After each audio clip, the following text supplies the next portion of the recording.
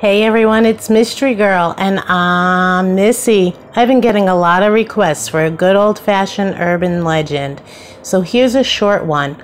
We're going to go to Florida because I know a lot of my viewers are from Florida. So we're going to go to Wauchula, Florida, and we're going to talk about Bloody Bucket Bridge, also known as Bloody Bucket Road. So before we start, don't forget to hit that like button. If you haven't already, please subscribe. And by hitting that like button, you help me get my videos out into the algorithm for others that like a good old-fashioned urban legend.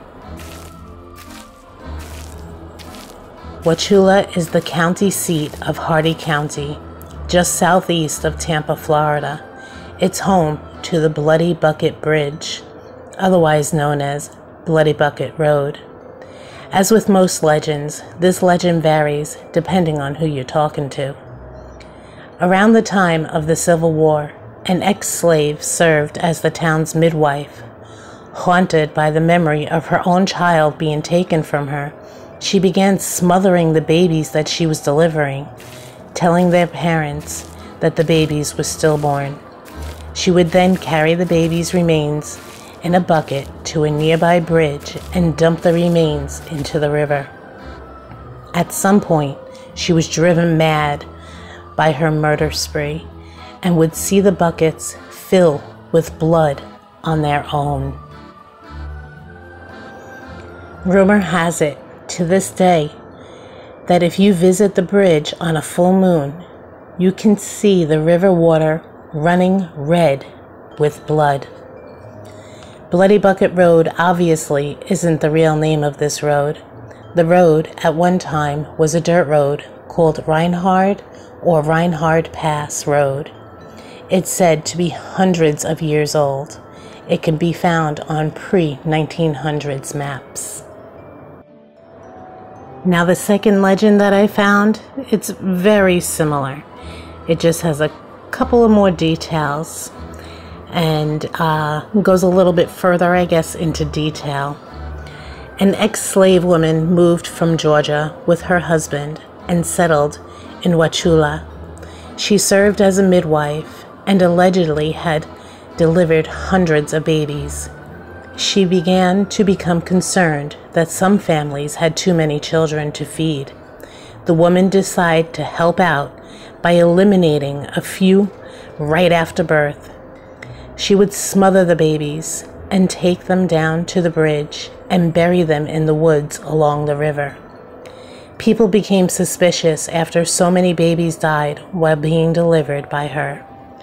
Some said she was dangerous because she could not have children of her own, or her children had been taken from her while she was a slave.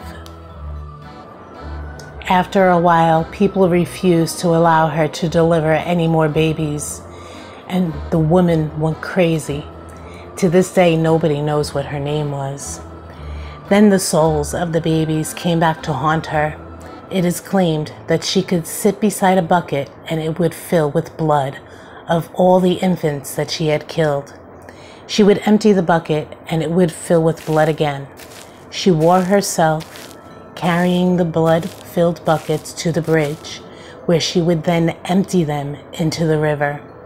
One day, while emptying a bloody bucket into the river, the old woman fell in and drowned. For several days, her demise in the river ran red with blood. This is how the bridge became Bloody Bucket Bridge, and the name has carried to the road. How much of this story is true is hard to be determined because it comes from so many different sources. But as all legends do, they all have different stories and they change over time.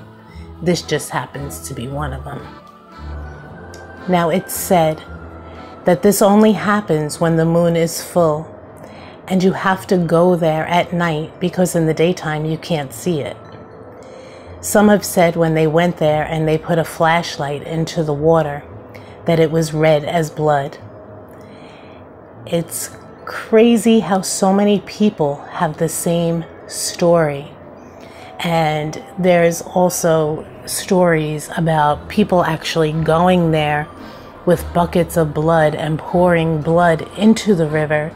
So when someone does go down there, it does look like the river is full of blood, which is kind of sick if you ask me. But urban legends, somebody's gotta kind of take it with a grain of salt, because a lot of times there is someone behind it. And it's said that the blood that is being poured into the river from humans is from some sort of an animal. Some of the other stories that have been told is if you go down there at night, that you can hear the cries of babies. You can hear children screaming. Some have said to seen apparitions.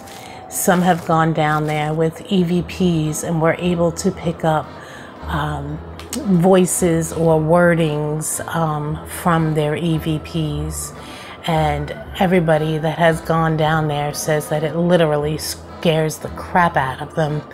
A couple of people that are walking on the bridge say that they can almost feel the bridge kind of slanting a little bit.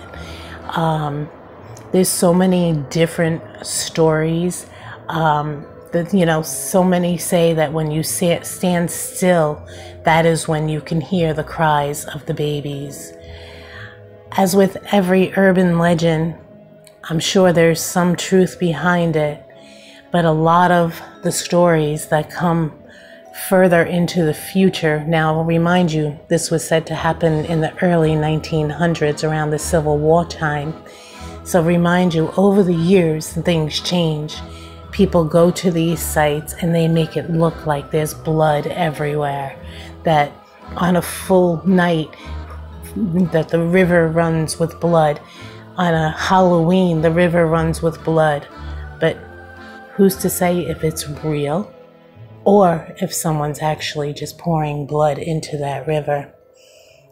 I don't want to be the one to find out if that's real or not. So on a full moon night, this girl's going to be staying home. Good night, everyone. I hope you sleep tight.